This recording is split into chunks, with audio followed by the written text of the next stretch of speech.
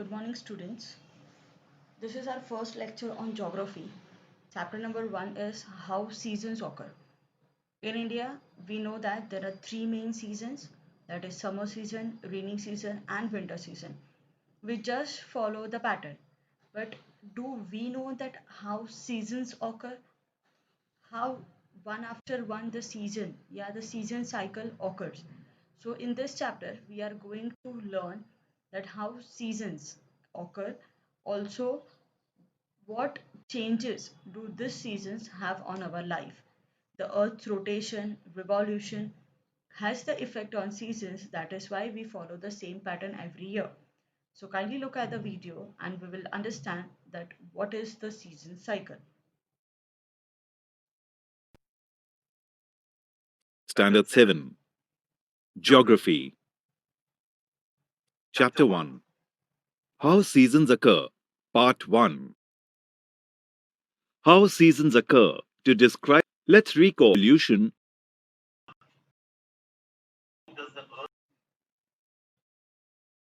to describe the Earth's revolution around the Sun.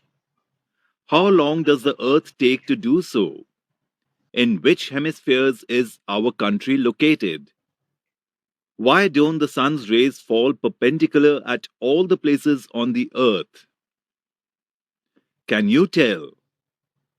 Note the timings of sunrise and sunset in your area for the following period by direct observation or using calendars, newspapers, or the internet. A specimen table has been given below.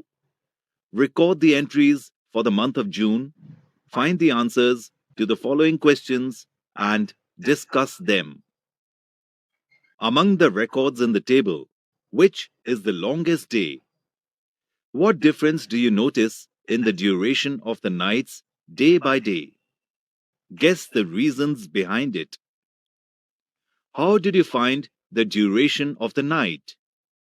Which two dates had days and nights of the same duration? With the help of the table, you saw how the duration of the day and the night changes. Do you think such a change occurs everywhere on the earth? Use the following format to record the duration of daytime from the 19th to the 28th of every month from September to December. Geographical explanation.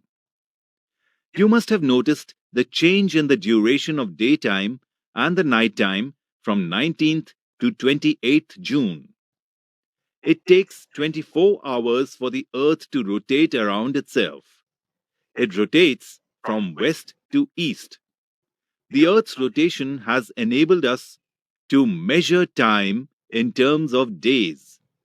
During a single day, we experience different stages like sunrise, midday, sunset, as well as daytime and nighttime.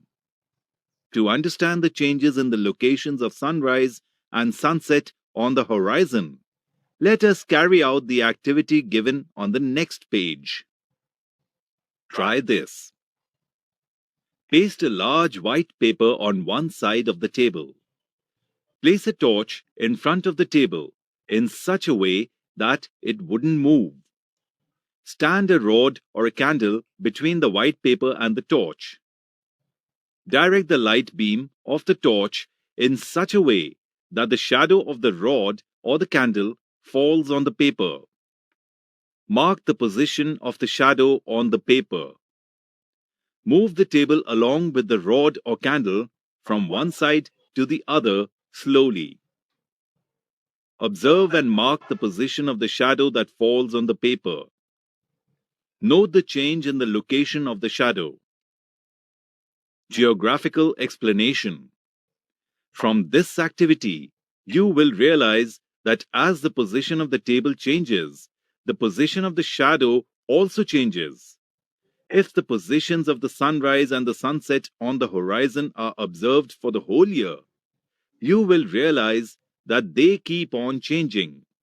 Let us try to understand the reason behind this with the help of the next activity. Try this. Take a thick stick about 1.5 to 1.7 meters long.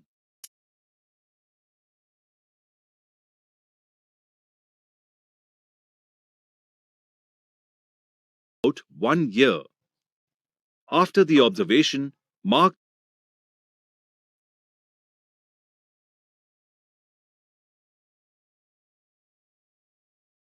the position of the shadow for that date.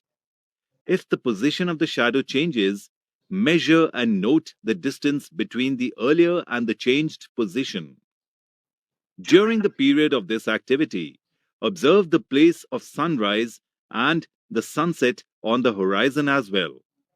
Study the duration of daytime and nighttime on the basis of observations from the table from the month of September. What was the direction of the shadow of the stick in the month of September? On which day was the duration of the day and the night the same? Think about it. If the position of the shadow on the wall moves towards the north, in which direction does the location of sunrise or sunset appear to shift?